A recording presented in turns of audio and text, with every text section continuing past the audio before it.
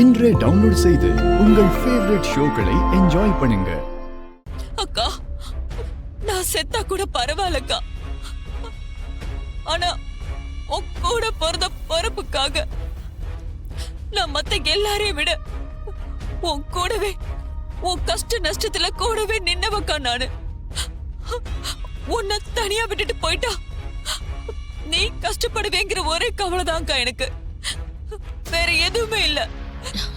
சந்திரா, உனக்கு ஒண்ணும் ஆகாது. ஏன் சந்திரா இப்படி எல்லாம் பேசுற? நான் பேசலக்கா, என் மனசுல இருக்கிற பாசம் பேச வைக்குது. ஒரு தாய் வயித்துல பிறந்தோம், கடைசி வரைக்கும் ஒன்னா இருக்கணும்னு நான் ஆசைப்படுறேன்.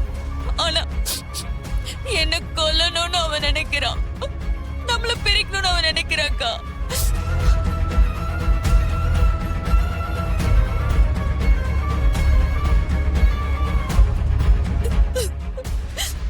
உனக்கு ஒண்ணுன்னா நான் வேடிக்கை பார்க்க மாட்டேன் சந்திரா.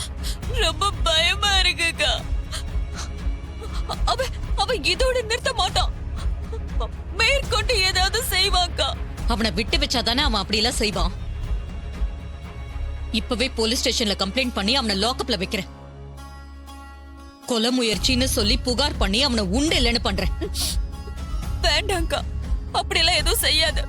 என்ன இருந்தாலும் அவன் நம்ம ரேவதியோட புருஷன். நீ எதையாவது கோவத்துல செய்ய போய் நான் தூண்டி விட்டுதான் நீ இப்படி எல்லாம் செஞ்சேன்னு ரேவதி முதற்கொண்டு எல்லாரும் என் தலைய உருட்டுவாங்க.